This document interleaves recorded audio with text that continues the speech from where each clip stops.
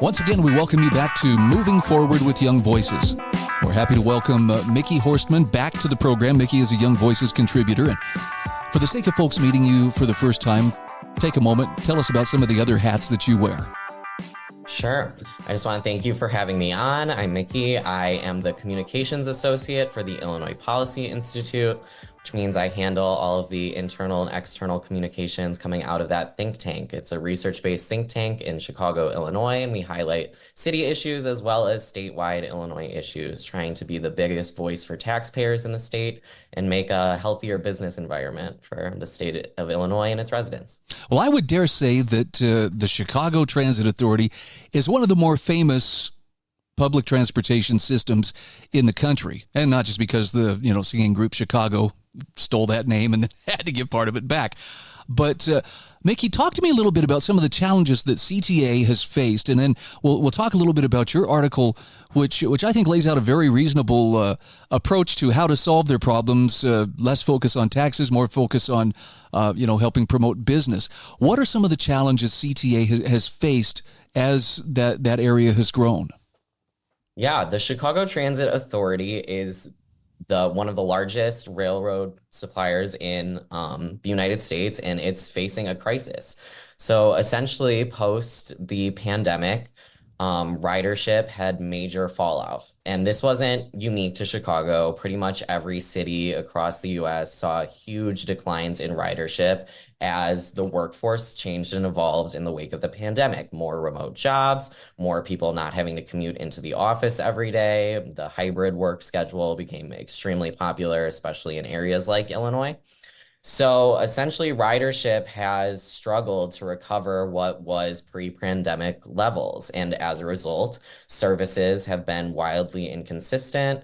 And it all kind of stems from poor leadership in the wake of the pandemic, where other cities who have been able to recover their ridership quicker than us, including other big cities like New York and LA, have pretty much recovered their ridership or have gotten to a much higher percentage of recovery than Chicago has, which is embarrassing for the city when we're the railroad capital of the US. All roads lead to Chicago in terms of train tracks. So for us to be lagging so far behind, there's something unique happening poorly in Chicago, and that kind of stems from leadership. So our CTA transit leader, Dorval Carter, has been in office for numerous years. He served through, I believe, served under three mayors. And in his time, since in the wake of the pandemic, has kind of failed to get the CTA back on track. So they're facing a major deficit in the next coming years. We're about to see like a $577 million budget shortfall. Wow. It's one of the largest deficits facing our state right now. And it's because we've been propped up by federal aid since COVID. And people are getting kind of really tired of the inconsistencies and the problems in the CTA. We have a huge scheduling crisis, and the leadership has promised different alternatives to try and get scheduling back on track. We tried to get service capacity back to pre-pandemic levels, but we haven't really seen that, especially in the CTA riding the L. You can have waits up to 15 minutes where you used to wait 5 minutes for a train. Sometimes it'll be every 15 minutes. Sometimes it'll be a 30-minute wait. You really never know. And the apps have been very inconsistent about tracking. So there's a lot of crises facing the CTA currently. Help me get some perspective as to how many people are affected when there are troubles with the CTA. Can you give me just kind of a ballpark figure? Any given year, roughly how many people have ride, that system throughout the year? Yeah, millions of people. Not only does this affect daily travel, it's also created an inconsistency in the workforce. You have different organizations that are requiring people back in office every day. Some organizations only require hybrid schedules. So to have these inconsistencies along lines is really impacting how many commuters and how many People are giving foot traffic to businesses on a daily basis. So it impacts more than just the people who are riding the trains. It impacts all the businesses surrounding. It impacts people trying to just get to and from work. So the CTA has avoided some of the price hikes that other Chicago agencies have instituted, like Metra, for example, is the suburban commuting lines. They recently increased some of their fares in order to offset their deficit. CTA hasn't done that yet, which is good for riders. It keeps costs low. We want affordable, cheap, safe, reliable public transit in the city. So they need different alternatives in order to recover this ridership, which is ultimately where this deficit lies. You point out in your article that funding isn't the problem so much as spending is the problem. Talk to me about some of the ways that spending is wasteful. So since 2019, we've actually seen increases in the CTA budget, even adjusted for inflation, by multiple percentage points. So we are seeing more funding going into the CTA every year, even in the wake of low ridership. So we are overspending. We have millions less people who are riding annually, and yet we are spending billions of dollars in order to fund the CTA. So there is a spending problem that the CTA has, and this has stemmed from the leadership of Dorval Carter, who has been inconsistent in being able to recover the ridership. His tactics haven't worked as well as other cities have.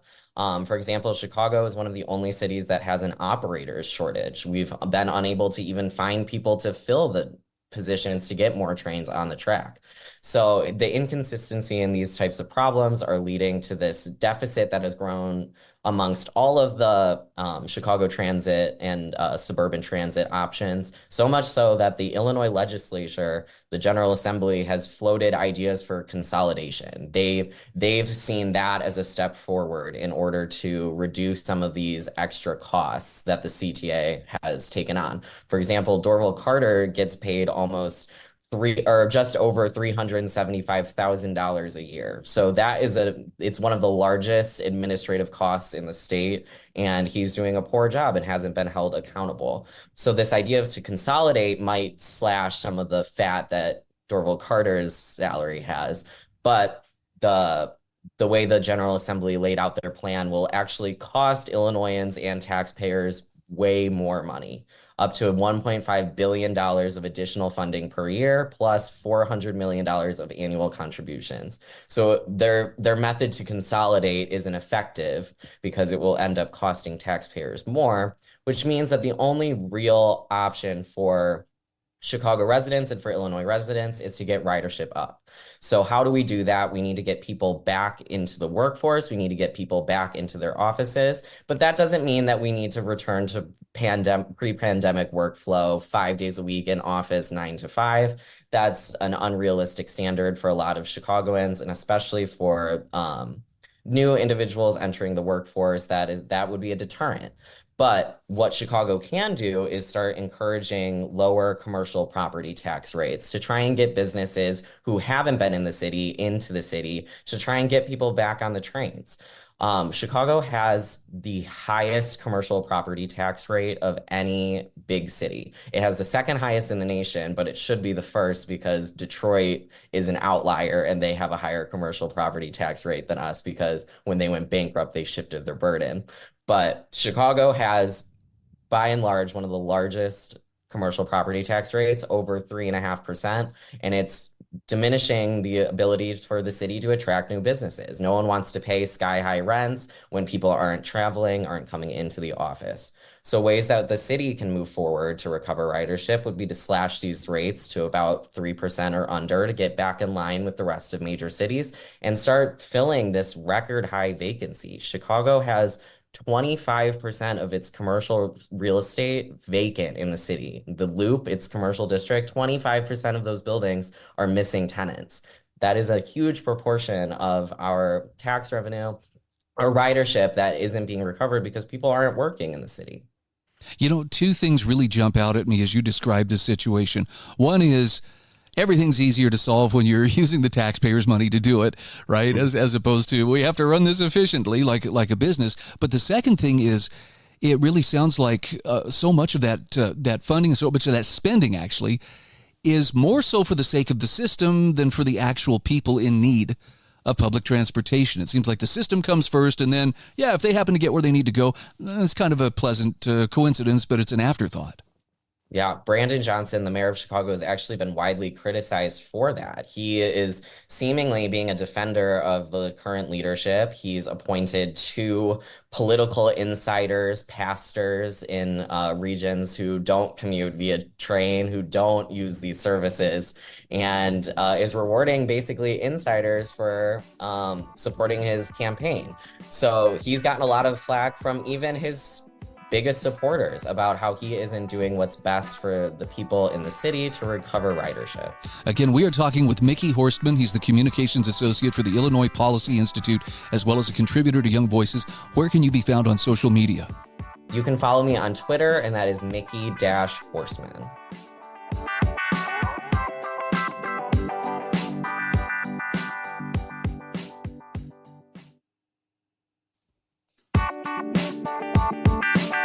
Welcome back to Moving Forward with Young Voices. We are happy to welcome Lexi Boccuzzi back to the program.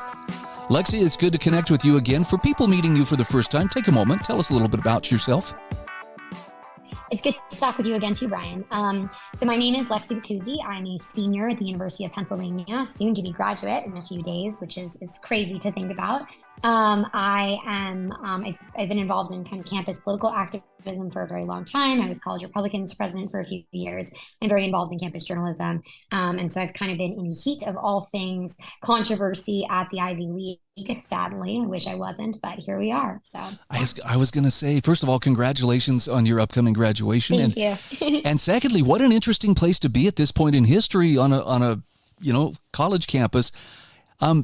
There's a lot of volatility, and we're not here so much to decry the volatility as talk about your article about avoiding victimhood, which it seems like a lot of the protests that I see tend to be based in kind of a mindset of perpetual victimhood. Tell me a little bit about the thinking that went into this article that you wrote for Real Clear Politics. Yeah, absolutely. So as I said, I've been sort of involved in everything going on campus for a long time. When the initial events of October 7th took place, initial terrorist attacks, there were very quickly protests at Penn in support of Hamas and just blatantly sort of like anti-Zionist protests. I came out with a piece on, I believe it was October 18th, so it was very soon after everything had happened, expressing my concerns about anti-Semitism sort of shrouded in activism or a veil of activism. And since then, it's kind of been the topic of conversation, sadly and sort of disgustingly. But what I really wanted to touch on with this piece was, why are we seeing so much anti-Semitism among young people today? I mean, the reality of the situation is by all metrics, with the exception of tolerance for different political viewpoints, our generation is supposedly the most tolerant, right? And in my article, I list any number of what would be like left-wing categorical views of tolerance, different perspectives about marriage, race, etc. And then you see this sort of, really rampant hatred toward one group of people that spiked the day after terrorist attacks happened. I mean, October 8th, you start seeing these protests with young people across America. Why does this happen? And my biggest argument for it is essentially that the culture of Judaism and Zionism is one that is the antithesis of playing the victim. And I think that runs countercultural to everything that is going on in America today. And that used to be an American value, one in which, we were sort of survivors. We go against everything. We do the best that we can to make a better generation to follow us and a better world for the generation that will follow us. And I think that that's no longer the case. I'm a devout Catholic, and my friends my whole life have been, my close friends have been Jewish. And I think it was always the kinship that I felt to Judaism sort of surrounding this issue. Catholics are really into moral authority and personal responsibility. And it's definitely true of Judaism in the most beautiful way. And it's rightfully so. I think that the Jewish culture is one of the only continuous arbiters of tradition through time. So interesting. I think about there's no denying bad things happen And it's very possible for people to be victimized. Sometimes whole groups of people are victimized, but the choice to wear victimhood as like a crown or like a mantle of, look, I'm a victim and now everybody, you have to feel sorry for me or you have to feel bad and do what I tell you to do. That's almost become an art form, it seems, in manipulating the public or demanding that the public, look, you feel this way, you do this, you say this, chant with us, or else, you're considered the enemy. No, surely it definitely has. I mean, you see this in our campus. Our encampment just got taken down a few days ago, but I mean, you would walk around. I was there reporting on the ground. You'd walk around the encampment and you'd see, queers for Palestine, African Americans for Palestine, all of these signs. And it was particularly interesting to me to see support from feminist groups and LGBT groups, which obviously anyone who knows anything about the ideology of Hamas knows that they definitely are not very tolerant of those ideas, to say the least. And so I found it very counterintuitive. And the only thing I can sort of find as the common denominator across all of these things is this idea of sort of, this is a cause to be championing that feels like the underdog.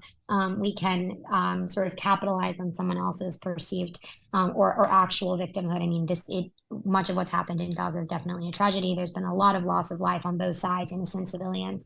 And I think it's really sad to see people make politics so performative. And I think the reality is, any of us who have ever worked or want to work in politics know this is not how you get things done, right? This is simply not advocating for a cause in a serious way. So why are you doing this? Because it makes you feel good. And I think it's really sad. I think it's also indicative of a lot of loneliness and alienation and lack of community on these campuses, and also in my generation in general. People who don't belong to, religious affiliate groups and don't have strong ethnic and familial communities, they latch onto these types of things. I mean, the encampment model is perfect for that. It makes so much sense, actually, when you think about it. But it is really sad to see that as a uniting factor. I'm thinking about this video clip I saw a few weeks back. And it was a young woman protesting. And I mean, she's right there chanting with everybody from the river to the sea. And someone who was there as a reporter asked her, what exactly is it you're protesting? And it was so revealing because her answer was, well, I don't know exactly. But there she was, right with everybody chanting along. And it just makes you wonder, is there this group dynamic? Is it like a mass hysteria that sometimes sweeps people along with the current? I don't know. There's something when people start chanting in unison, it seems like nothing good ever seems to happen from that point on. No, and it's true. And I mean, I had some conversation with some people, some conversations in general with people that I knew who were involved in this type of activism, sort of asking them the same question. Aren't you concerned about the chants that are coming out? I mean, there was chants endorsing Al-Qassam on Penn's campus. I explained some of this in my article, but they were calling Jewish students on campus Zios, which is the David Duke KKK term. Zionists or pigs. It's some pretty repulsive stuff that I think is hard to not associate with anti-Semitism. And I was really sort of concerned about this. And the dynamic, there was a couple of things people had said, sort of, if we're here, we can argue with them, whatever. But I do think that there is kind of this sentiment of once the chants get going, you have to loop on, because you need to appear to have solidarity with one another, even with the most extreme people in your camp. And I think that that's true on the right and the left. I mean, we see this on the conservative movement all of the time. But I definitely think this sort of like activism, rioting, protesting culture is unique in what's going on now with the far left and America's young people, particularly because they are so alienated and they have really been taught that they are always right, that no matter what happens, they are always correct. I mean, Abigail Schreier's great, brand new book about this is super revealing about bad therapy and how our generation has just been taught to, really, really indoctrinated in victimhood. The participation award culture of the millennials has gone so far off the deep end with us that you can't even imagine. So I think that's part of it too. Is they just assume that if they're saying it, it must be right. If my peers are doing it, it must be right. If left-wing political activist is doing it, then it must be right. And that lack of skepticism is also really concerning to me. It reminds me of a quote that Rush Limbaugh used to mention on his show, and that was, well, the facts, while interesting, are totally irrelevant to what we're talking about here. So let me ask you this. We got about a minute left, but Lexi, are there any voices of reason or any rational voices that you would direct people's attention to, on matters like this? I mean, forever Barry Weiss. I'm a huge fan of hers, and I think particularly as a Jew in this space who went to Columbia and worked at the New York Times. I mean, she is the foremost authority on all this that's going on because she's seen from the inside, the outside, and everything in between. But I think that there's a lot of other people too, even people coming out of programs like Young Voices, campus journalists like myself, who, one of my friends, Jonas Stew at Columbia, has been really covering a lot of stuff going on there. We're seeing it firsthand because we've been here, right? We were, sort of inoculated in this culture, and we came out, and our eyes have been opened, or we're always open because of our families, luckily. So I encourage everyone to sort of stay vigilant about this stuff and pay attention to those people. All right. Again, we are talking with Lexi Boccuzzi. Lexi, congratulations again on your graduation. And for those who want to follow Thank you so much. Where can they find you and your work? You can find me on Twitter at Lexi Boccuzzi, my name all spelled out, LexiBoccuzzi. And on there, I have my link to my Substack. So every time I publish something, you can get an alert.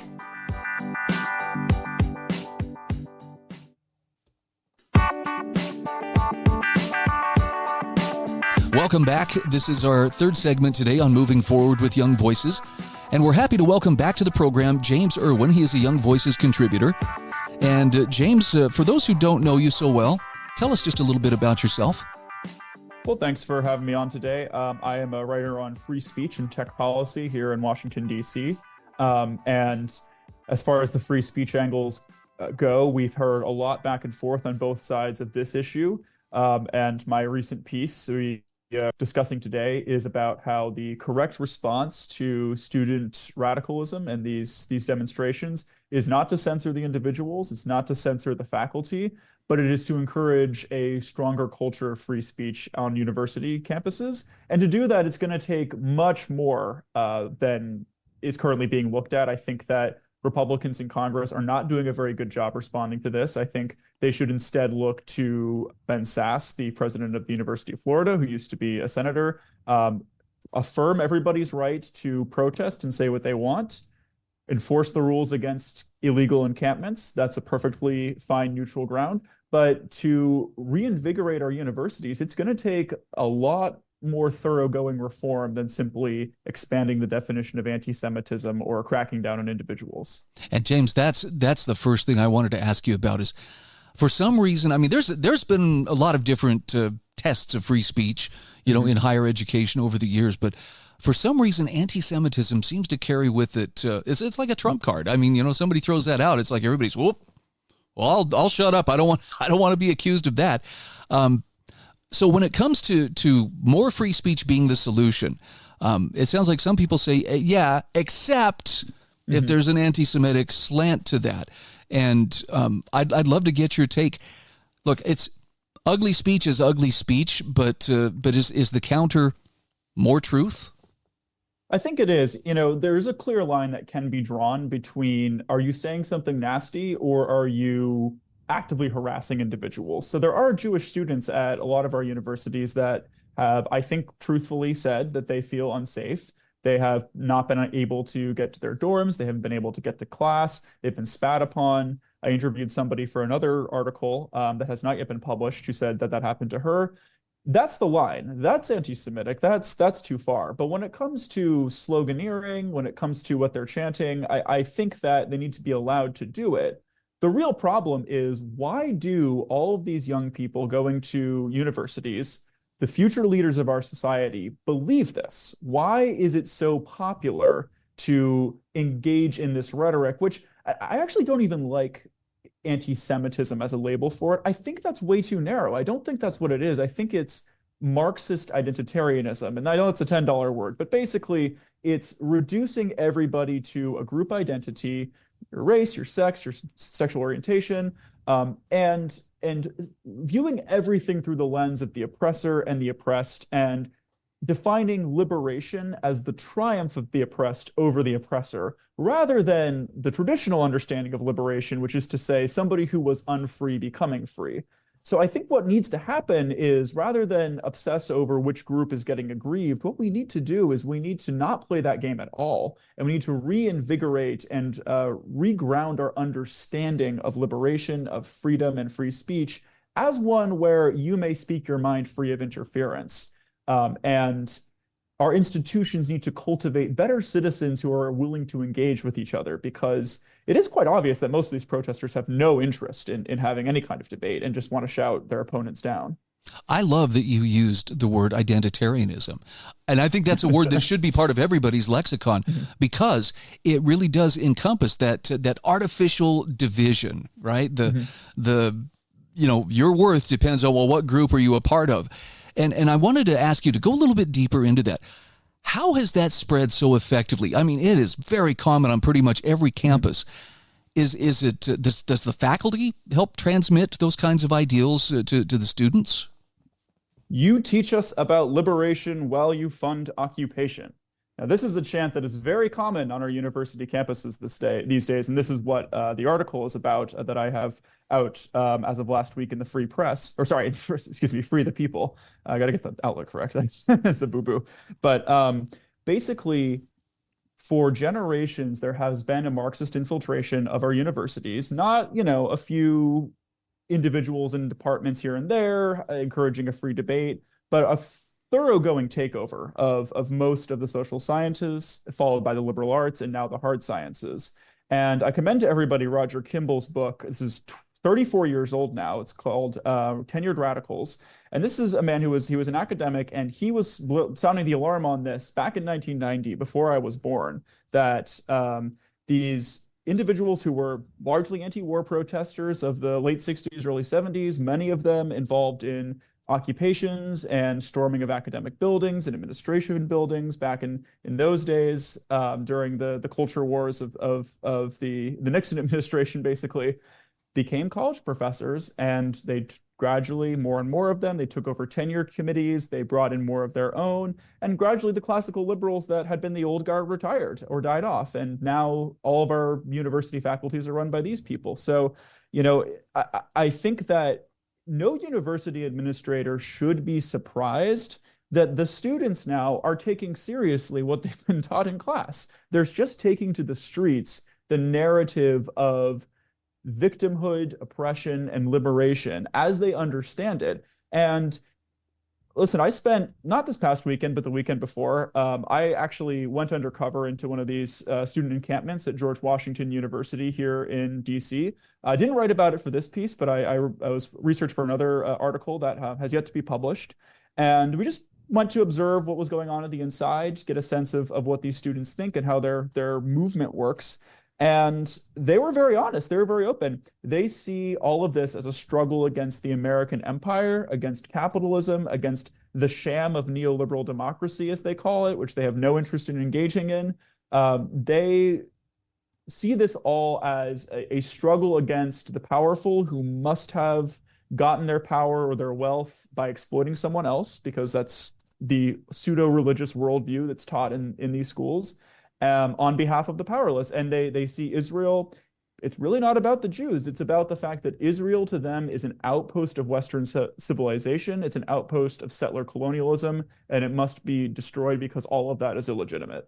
So, I mean, that sounds like the language of revolutionaries. And is it wrong to say, and it rhymes pretty good with Marxism, at least through the last few decades? Absolutely, absolutely. And I should mention the faculty, there were college professors joining in. They were there with us in the camps.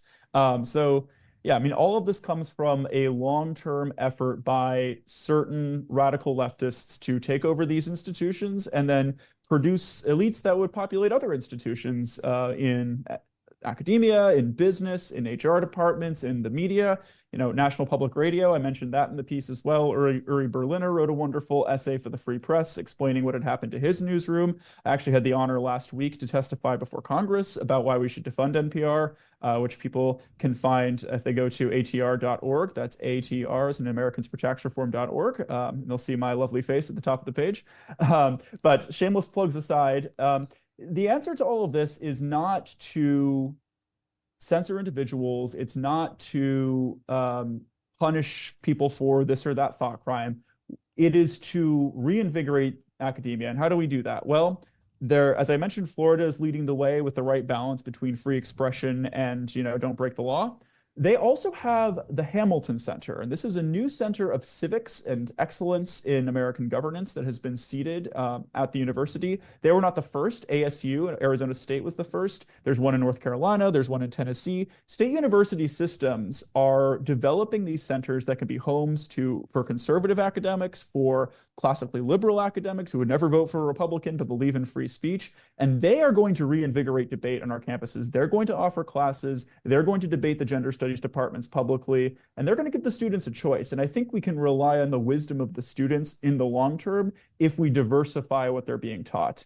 And then I would also just say reform tenure so that people are up for review more. And then another big problem is student debt in this country. I think student loan reform is part of the solution to this problem as well. If you get universities to co-sign the loans with the students, they're going to be financially liable for their success in life, and they're going to have an incentive to turn out responsible, mature citizens who are well-informed and who take advantage of these centers. So I think those three, they're much harder than passing laws against hate speech, but they are much more durable in the long term towards solving the problem.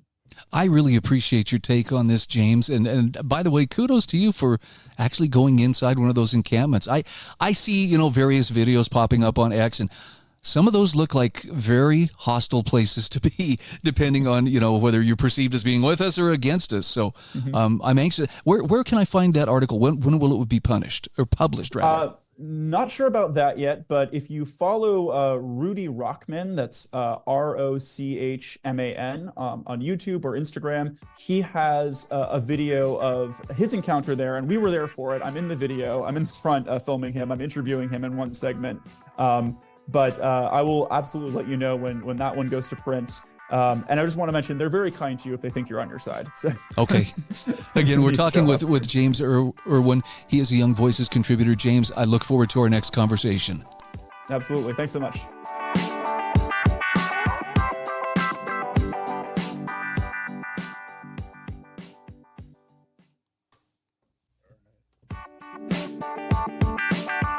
Welcome back to Moving Forward with Young Voices. It's our fourth and final segment today, and we are happy to welcome Jacob Lane back to the program. Jacob, I know some folks are meeting you for the very first time. Take just a moment here and tell us a little bit about who you are. Sure. Well, first off, thanks for having me on again, Brian. I am a political consultant, and I'm also a nonprofit consultant. I'm based in the Midwest, but I help foundations and political candidates across the country with their communications matters and also with their fundraising matters. I'm also a Newsmax insider, so I regularly appear on the network. Very good. Now, I was not aware of this Indiana law that could turn classrooms into free speech minefields, at least until I saw your article in the South Bend Tribune. But talk to me about what was the thinking behind this law? Why did someone propose, we need this law? What got it started? Well, and you're right, too. And sometimes, look, I'm saying this as a Republican. Sometimes Republicans make mistakes. And that's what this law is. This law is a mistake. So this law is the brainchild of State Senator Spencer Deary. And the law was designed because Senator Deary wanted to help conservative students feel more at ease to express their opinions. And I'm going to say this at the offset. Senator Deary's heart is in the right place on this matter. If you look at college campuses across the country, and Indiana is no exception to this rule, intellectual diversity is under attack. Conservative faculty members, they are vastly outnumbered on college campuses by their liberal counterparts. I included a study in the piece that I wrote, but Republican profs in the humanities, and this is just a few stats, they represent 4% of historians, 3% of sociologists, and 2% of literature professors. That's a problem. That's lopsided.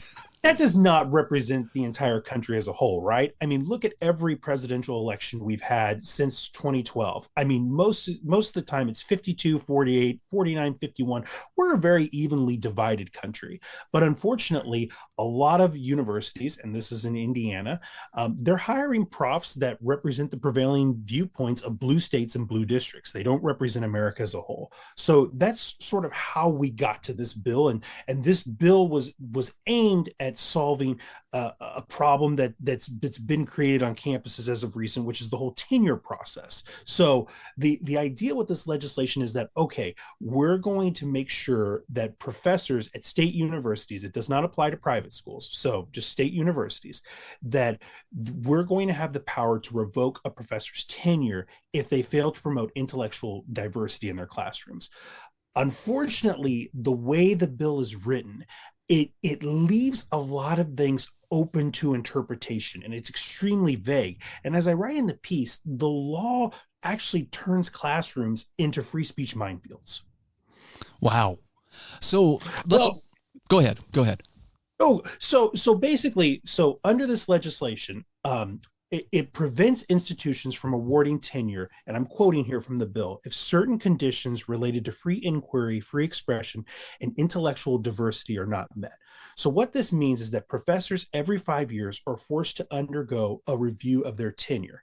And part of the thing that will be examined in that review is if they used different scholarly works in their classrooms. That sounds great, right? I mean, we do want to encourage diversity viewpoint, but the problem is that, and I'm going to go back to it again, it's this law is very vague. So okay, so if, let's say, a professor is talking about 9/11, so they're going to talk about the terrorist attacks on America, does that also mean that the professor has to bring in 9/11 conspiracy theories? Because that technically is an alternative viewpoint. Look at what's going on right now on college campuses with the war in Israel, with all the student protesters protesting in support of Gaza and Hamas. Does this mean that in a history class, when we're talking about the Holocaust, that we have to bring up beliefs from Holocaust deniers? Let's look at things like the JFK assassination. I mean, boy, we could have some fun here. I mean, there's a ton of conspiracy theories surrounding that. The moon landing. I mean, I could go on and on and on. And that's just the problem with this legislation, is that it's so vague. It's going to be, number one, so hard to enforce, and number two, you're adding another administrative burden to an institution that already has enough bureaucracy. No, that makes sense. Now, at the same time, I got to ask, so when it comes to teaching these students, whether it be history or whatever, is there an approach that is more comprehensive without actually feeding them, okay, so this is what you have to believe, versus here are some things you may want to consider, or here is how to go about sussing out, what has happened for yourself? Yeah, I mean, I think there definitely is. That's another problem with this legislation too. So because when you start digging into this, not only is it vague, but what if they just stop teaching controversial topics altogether? What if they just say, you know what, it's not worth it.